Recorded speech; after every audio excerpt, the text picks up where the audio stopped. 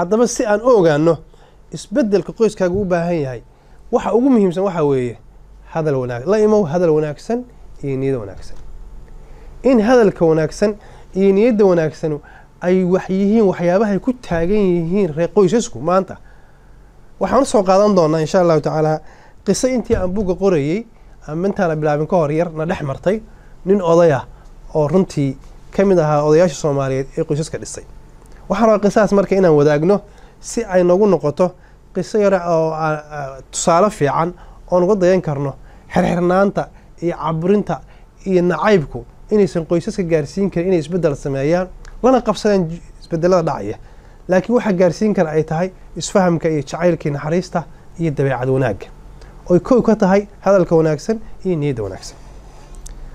waxaan rabaa marka qisadii baan rabaa inaan bilaabo waxaan la kulmay nin oday ah ayaan waxaan kula kulmay meel xaflada ninka marka intaan xaflada aan ka hadlaynin horta aan ka sheekeeyo historigiisi ninka waxaa la yiraahdaa Jimcaale Nuur wuxuu ku koray baadiyaha asagoo qaangaaru magaalada soo galay haddana askari buu qortay Jimcaale wuxuu u dhashay xirxirnaan iyo aamusnaan zaa'id ah iyo dabeecad xumo aan qiyaas lahayn intuu magaalada joogay wuxuu guursaday ilaa 4 gabdhood buu guursaday muddo 6 sano gudaheeda 2 cunug 3 cunug oo kala duwan waa u dhaleen mid walbana way ka tagtay iyadoo adkaysan wadi dabeecadiisa adkayd birta ahayd Jimcaale markii uu isqiimeeyay wuxuu ogaaday inuu u baahan yahay qof aad u dabeecad badan oo waliba ka soo jeeda qoys ay qaraabo yihiin si ay ugu waarto qoyskaas maadaama maalin walba qoyska burburayo wuxuu goostay inuu baadiye tago oo abtigi uu u doonto gabar lagu sheegay dulqaad iyo dabeecad wanaag oo halka uu gabadhi u doonto muddo isu diyaariyay gabadhiiba doontay Jimcaale gabadhi waa soo guursaday Faadimo Dhool baa la yiraahdaa Faadimo markii la soo siinayna waxa lagu soo siiyay inay Jimcaale u adkaysato dabeecadihiisa adag maadaama ay walaalayihiin oo abtilmeed yihiin cid dhex galaysa aysan jirin wax walba ku sameeyaan ay dulqaadato Jimcaale iyo Faadimo Dhool waa wada ku nasteen gurigii awlaad badan bay Faadimo Dhool u dhashay dabeecadihii iyo dhaqankii gaarka ahaa ee Jimcaale Nuurna oo xirnaanshaha iyo maxaan ku yiraahdaa waxay gurigii Faadimo Dhool ka hirgeliyeen xeer ka duwan xeerarka guryaha Soomaalida ah oo gaar ah waxa kamid ahaa inaan gaxaaska Jimcaale aysan Jimcaale weydiin karin wax su'aal wixii guriga dhaqaalihiisa ku saabsan wax ka badan ma weydiin karin gacanta ka soo horeysay dagaal labo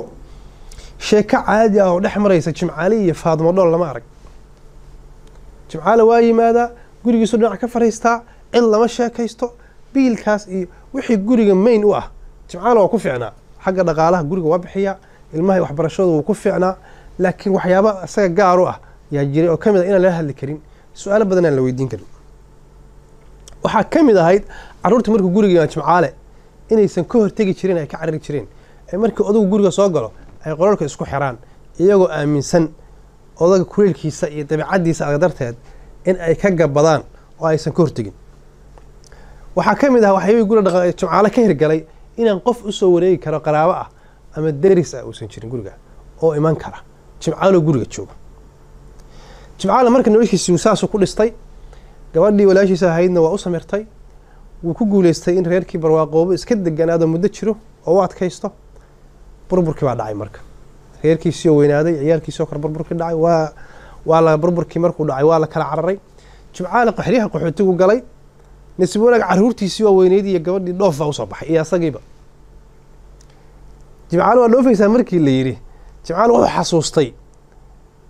asaga iyo Faadimo Dhool dhibaatadii ka dhaxaysay Soomaaliya ayuu xasuustay hadalkii adkaa dagaalkii iyo dilku ku hayay dabeecad xumadiisu ka warqabay wuxuu aaminay hadduu Yurub iyo wadamada qarbiga tago in aan Faadimo Dhool iyo asagu wada noolaan karin xumaan ka iman karto wuxuu goostay marka inuu san bixin ee uu joogo wuu ka haray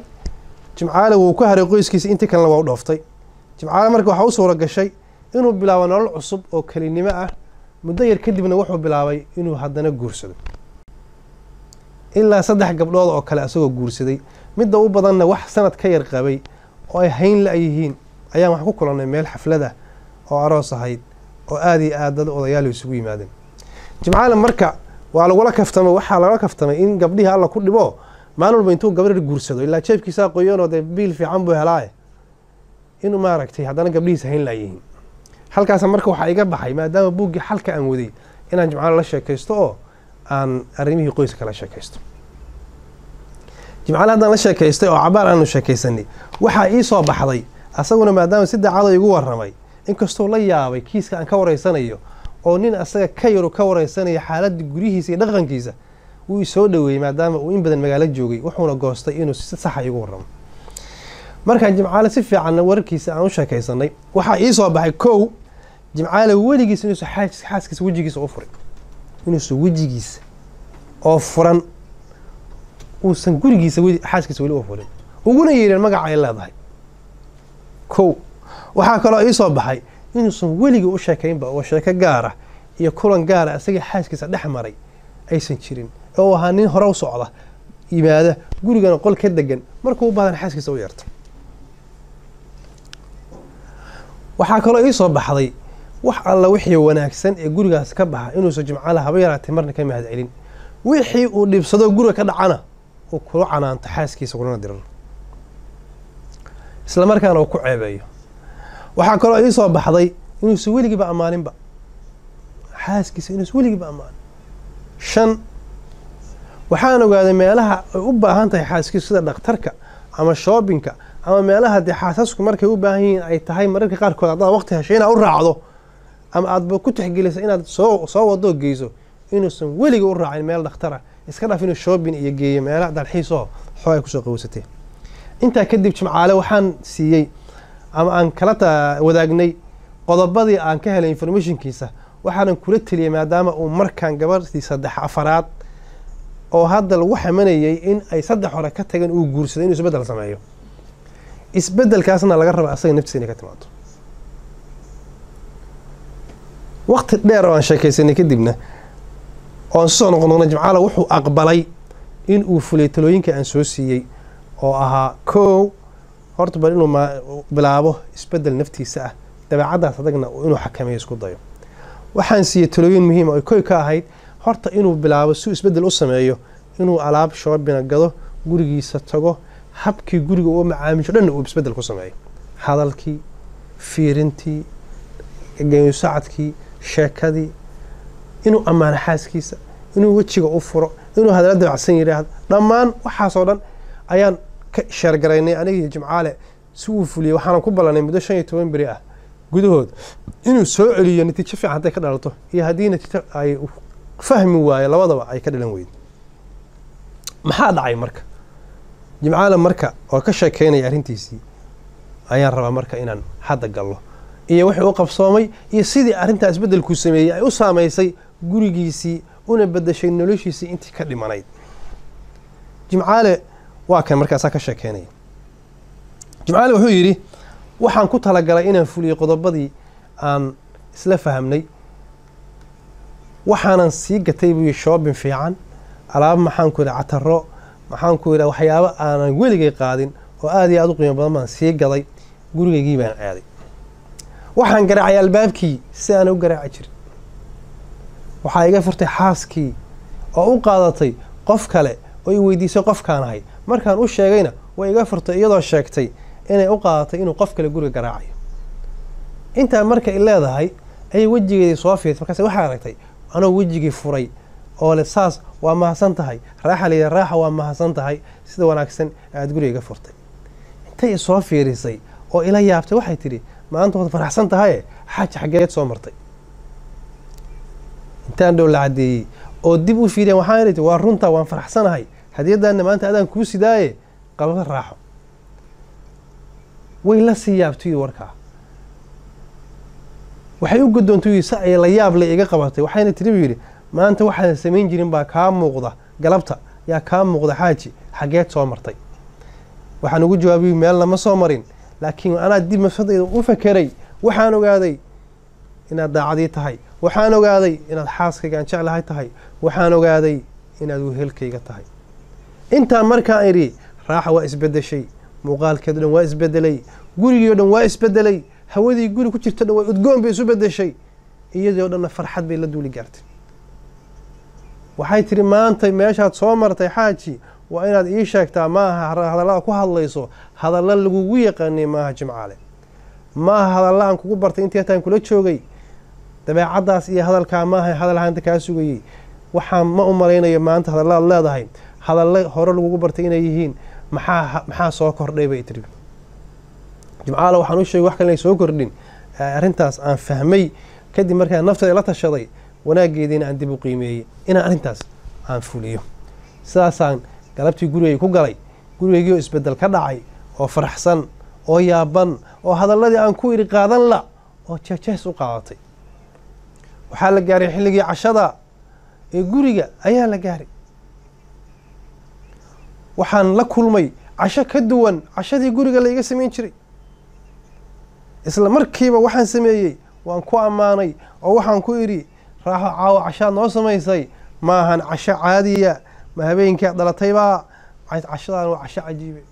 waxaan u qaatay buu yiri erayada markaan ku iri waxaan ka baqay buu kursi ay ku fadhiday gabadhii raaxo inay la dhacdo farxad daraade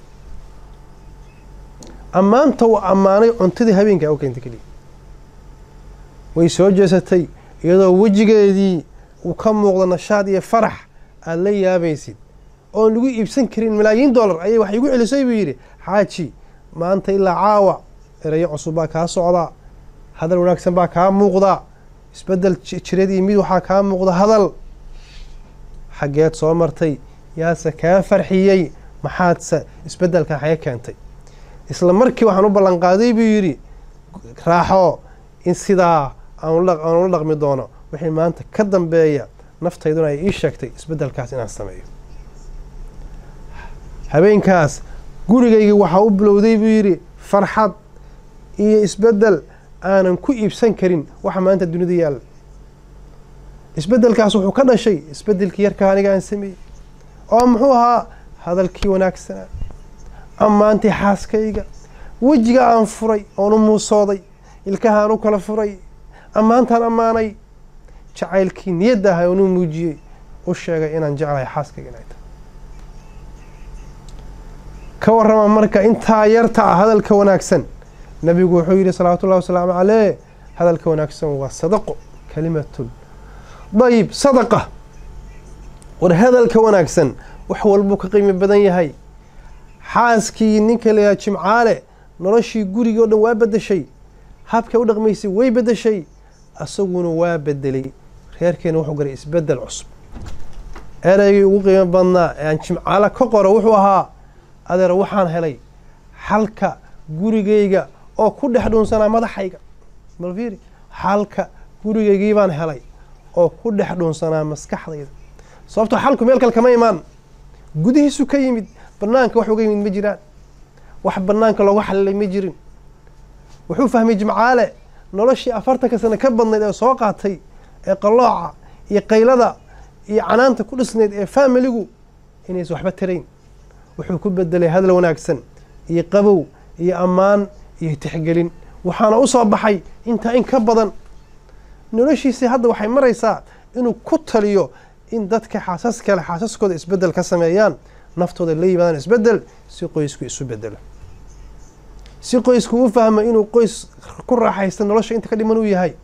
si loo fahmo noloshu inay tahay istixgelin iyo jacayl iyo wada noolaasho iyo qoys anigoo rajeynaya insha allahu tacaala inaan casharkeenni maanta isbedelka inta aan ku soo koobo waa Cismaan Sheekh oo isbilownileh wassalaamu calaykum waraxmatullaahi wabarakaatuh